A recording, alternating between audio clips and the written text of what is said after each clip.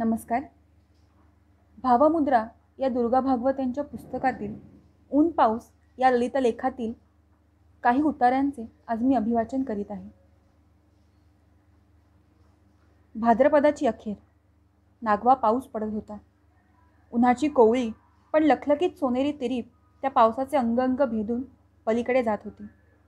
पावसाची ही झड अगदी थोडा वेळच राहणारी, पण तेवढ्यात किती कोलाहल माजवला तिनं पाखरांच्या जगात. या शेवग्याच्या झाडावरचीच हकीकत. भरघोस आलेल्या फुलांच्या तुऱ्यात 2 चिमण्या यथेच्छ फराळ करीत होत्या. मोठ्या टापटिपीनं प्रथम फुलांचा गाभा व नंतर पाकळ्या कुरतडून खात होत्या. पोपटासारखा अस्ताव्यस्त फराळ नव्हे त्यांचा.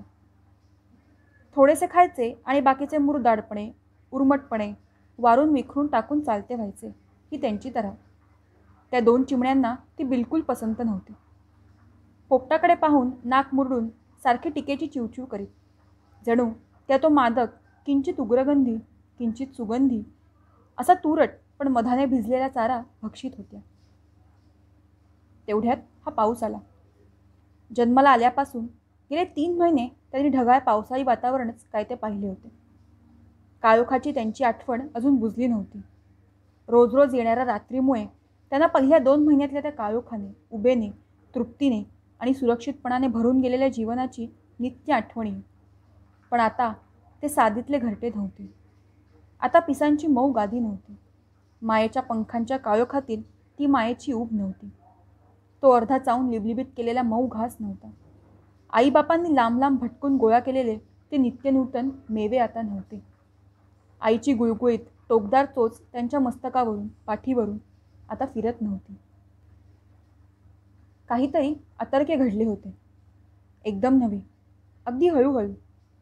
पण ते त्यांना उलगडत नव्हते. जे गेले ते त्यांना फिरून हवेसे वाटत होते. पण आणखीनही बरेच नवीन त्यांना आवडू लागले होते.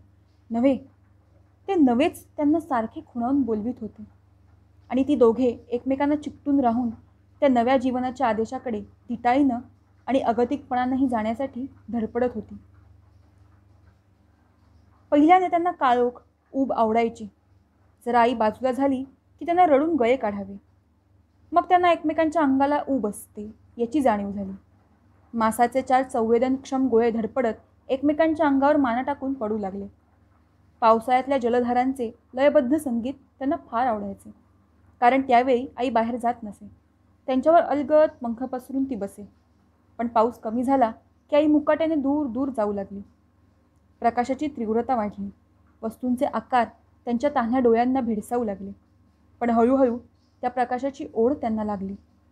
डोळ्यांना प्रकाश झोंबला तरी त्यांच्या बरोबर येणारे उन्हाचे कवडसे त्यांना उभेचे सुख देऊ लागले. वाऱ्याच्या गार झुळकांचेही त्यांना वेड लागले.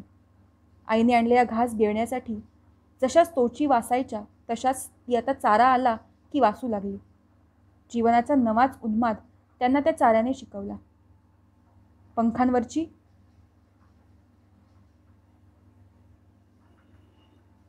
पंखांवरची लव वाढली. पंख हलू लागले. ती सारी पोरे झाडाच्या डहाळ्यांवर भीत भीत उड्या मारू लागली. पण त्यातले एक जण असेच खाली घसरून पडले आणि मेले. आईचा आक्रोश अनावर झाला. सारी पिले भ्याली. पण दुसऱ्याच दिवशी तिने त्यांना उडण्याची तालीम द्यायला सुरुवात केली. ती 3 पिल्ले सारा वेळ एकत्र असत. त्यातले एक जरा दुबळे होते. ही दोघे मात्र भरपूर माजत चालली होती. त्या दुबळ्या मुलाकडे आईचे विशेष लक्ष होते. त्याचा या दोघातल्या चिमण्यांना जरा रागच येई. त्यांनी पुष्कळ द्या झटापट चाले. अशा वेळी ती लहानगी चिमणी त्या नावडत्या बावळट भावाची बाजू घे. त्याच्या कानाशी जाऊन ती चिवचिव करी आणि मग तो भावाला सोडून तिच्या मागोमाग जाई. अशाच एका भांडणानंतर आईला आणि भावाला सोडून ती दोघे नुकतीच या शेवग्यावर आली होती. छे, आईशिवाय त्यांचे आता काहीच अडणार नव्हते.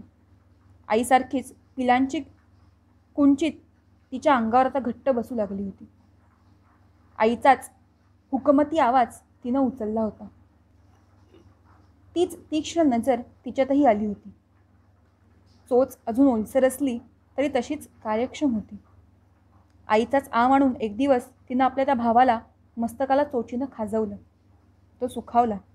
तिच्या चोचीत घुसला आणि मग आईपाळीनं तो खाजवण्याचा खेळ ही दोघं खेळू लागली, झाडांवर लपू लागली, एकमेकांना हुडकू लागली आणि शेवगा फुलला तशी एकमेकांना चावून घास भरवण्याची विद्याही त्यांना आत्मसात केली.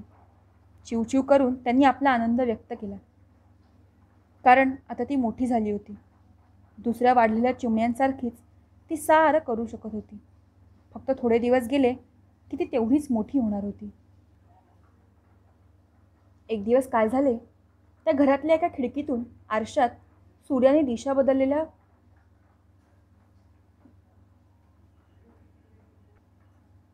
एक दिवस काय झाले, त्या घरातल्या एका खिडकीतून आरशात सूर्याने दिशा बदलल्याने पडलेला कवडसा भिंतीवर नाचताना तिनं पाहिला.